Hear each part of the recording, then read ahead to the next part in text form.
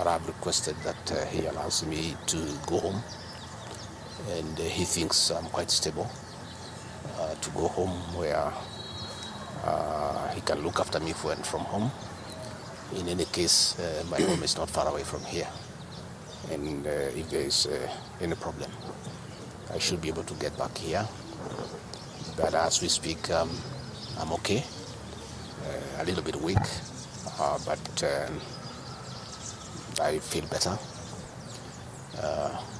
The pain, the intense pain has gone away. What is there is very little pain. It is manageable for a man. A man must be able to study some of these small things. But in his assessment, I'm out of danger. But when I came in, it was very, very, very severe. And I want to thank the people of Kenya for their prayers. And I'm sorry, many came to see me. I was not able to see them. The doctor could not allow them because I needed a lot of rest. And I was at a very serious observation by a team of doctors and nurses. And therefore, I was not able to receive visitors. And I want to thank those who took their time to come and visit me. Millions of Kenyans who have been praying for me for my quick recovery. I really want to thank them and to say that I will remain forever indebted to them for their concern, for their love, and for wishing me quick recovery. Very unfortunate turn of events there during that particular time. Even as you were receiving treatment, a lot was going on in terms of Senate proceedings, the outcome of that. There's also a very active, legal proceedings on the same, resuming on Tuesday. In the wake of all this, even as the doctor has recommended that you have sufficient rest at home, but maybe just tell us, will we be seeing you active? Will you respond to all these issues that are going? We're talking about a parliamentary outcome. We're also talking about a legal process which is so intense that has even involved a 3-judge bench. What will be your reaction towards all this? I think for now, my life comes first, my health comes first. It's unfortunate that when I was here in hospital, my brother and friend, President William Ruto, ordered for the withdrawal of my security from the hospital here. I've been here alone without a single officer looking after me. He ordered the withdrawal of security guards in my rural home in Nyeri, in my private home here in Karen, and all officers who were close to me were disarmed and given a warning that they should not be anywhere near me. I didn't know President William Ruto can be that vicious. I am shocked by how vicious a man I helped to be president, a man that I believed in, a man that I was persecuted when supporting him, could be so vicious against me when I'm literally fighting for my life in hospital. How cruel can a man be? As we speak today, the Deputy President of the Republic of Kenya, GACHAGUA, has no single security officer around him. He's alone. And I am aware that a judge seated in Kirogoya, another one seated in Milimani, gave conservatory orders staying the proceedings of the Senate, which effectively means I'm Deputy President. But the President, in total violation of the court orders, viciously withdrew security around me. Again, to cripple the functions of my office. He ordered through the head of public service, Felix Koskei, that all officers in my office be sent on compulsory leave. Last night, all vehicles assigned to officers who work under me were impounded to cripple the office of the Deputy President. I don't understand this level of viciousness to a man who have been your deputy, who helped you to become president, irrespective of whatever he has done. At his lowest moment in life, when he's literally struggling to stay alive, you unleash such viciousness against him. I bear no grudge against anybody, but I had not seen that in President William Ruto. The man I'm seeing is not the one that I thought that I knew. I know there was concerted effort that I should not go to Kwale for the celebration. Wilson Airport were told that I should not go through Wilson Airport. All owners of helicopters were told that I should not be allowed to use any of them to go to Kwale. I don't understand. But as I say, I want the people of Kenya to know that as I go home today, I have no security. And it's good that they know. And if anything happens to me or my family, President William Ruto must be held to account. We've made many mistakes in life.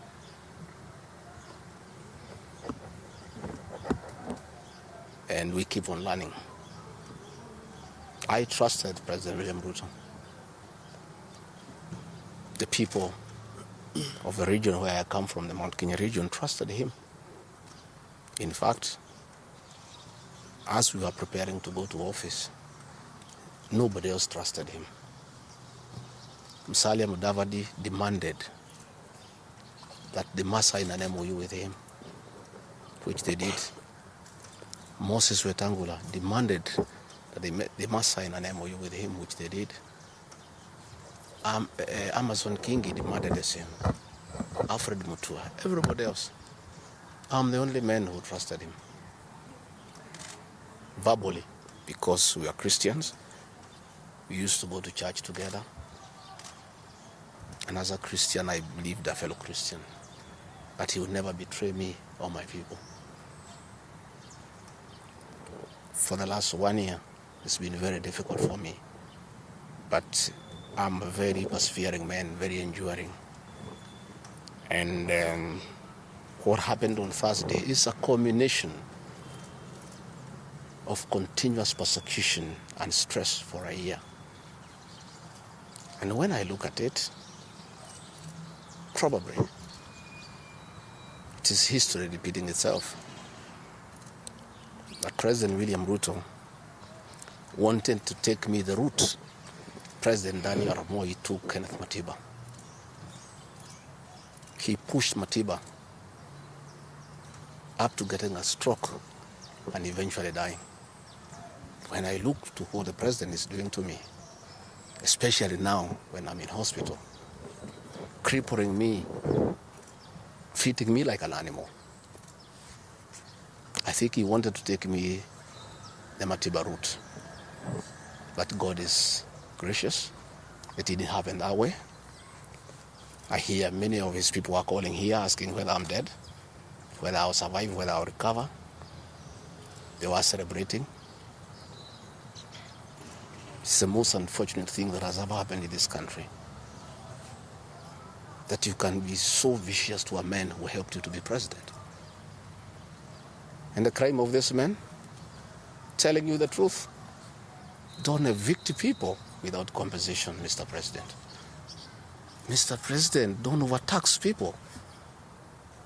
You are killing them, you are killing their businesses. Don't force a housing program on people. If people do not want these houses, don't force them. My only problem with the president is just being truthful because nobody else can tell him. The framers of the 2010 Constitution wanted a deputy president who is elected as a buffer who can stand for the people. The charity we are being treated for, too, is get rid of an elected deputy president and appoint a control freak. A fellow you appoint who cannot ask a question, who cannot say anything. And I'm sure if they succeed, he'll be asked to sign an undated resignation letter so that in case he starts asking questions, he can just be told to resign. But the framers of the 2010 Constitution were very clear in their mind why they wanted a deputy president who is elected. I'm the only man in the cabinet and in the whole government who can stand up to President William Ruto and tell him, hey brother, this is not right. This Adani thing is not good for the country. There's too much corruption, Mr. President. This how thing is being forced down on the people of Kenya. And they don't like it. Please don't force it down on them. You know, situations where medical equipment that was being supplied by Kenyans to the Ministry of Health now has been given to one single Asian. I said, Mr. President, this is not right. We are killing our business people. So, as we speak, I say that my lawyers are in court. We have faith in our judiciary. And I requested that, according to the rules of natural justice, I be accorded an opportunity to be heard in the Senate. You remember I presented myself to the National Assembly and defended myself. In the Senate, I was there day one. And even when the Speaker asked me to sit down to listen to the charges, I decided to stand up to face my accusers. I was there the following day. I was ready for cross-examination.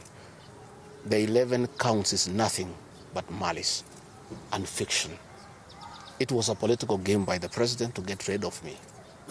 And looking at it, I don't think the president had any intention of ever working with me.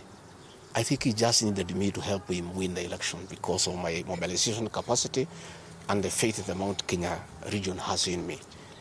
So I should have been given an opportunity. I have asked my lawyers and they have told me the motion was not time-bound. What is time-bound is a select committee that should work for 10 days and then report to plenary.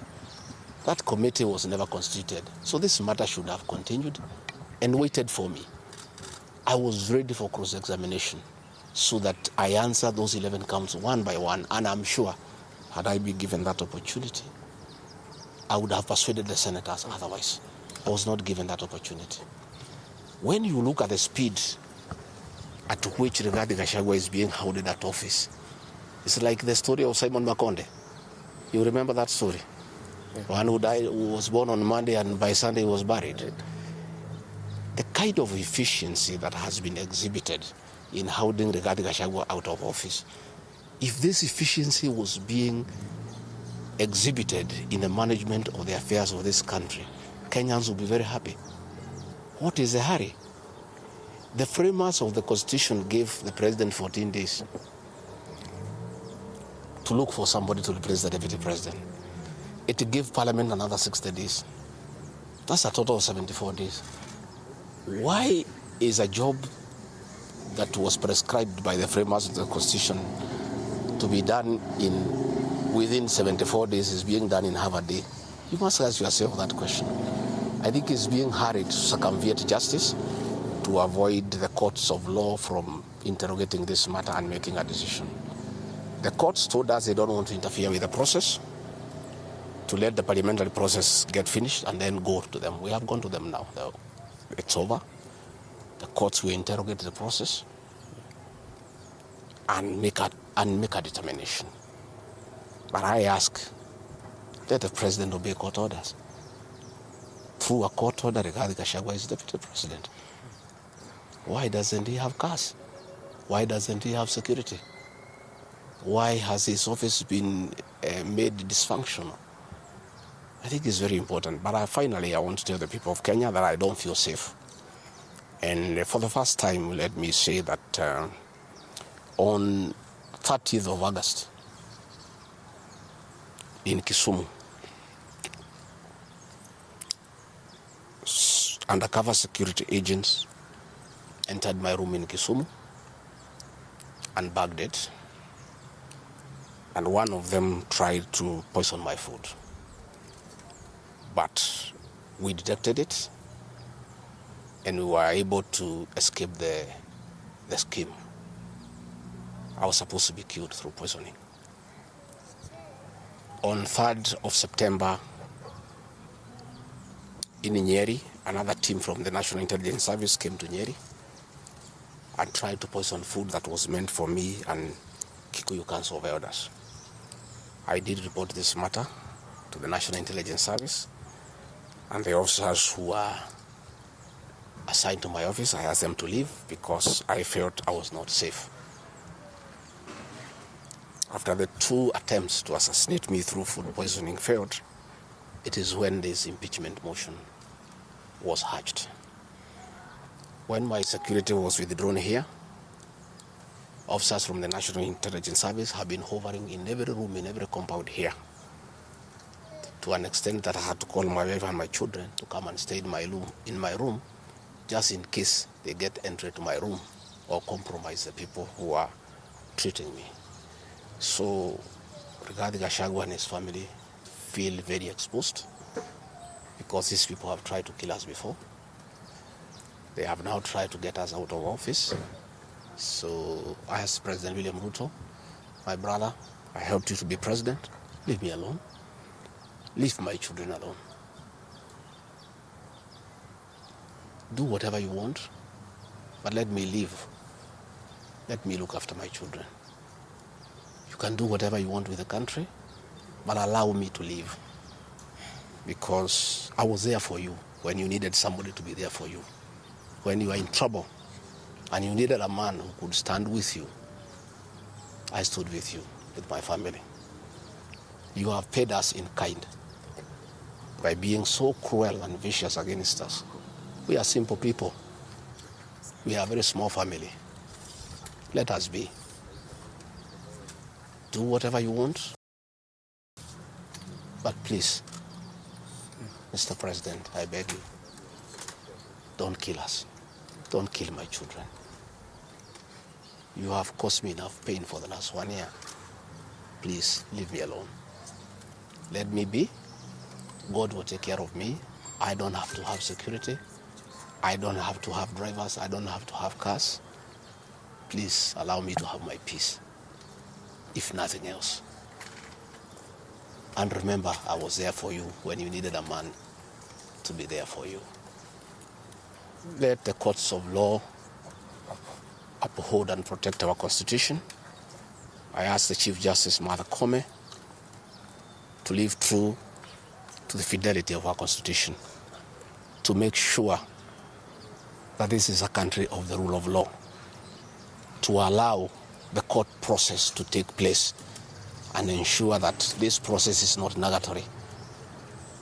There are orders asking that Rigathi Gachagua remain in office until this matter is heard and determined.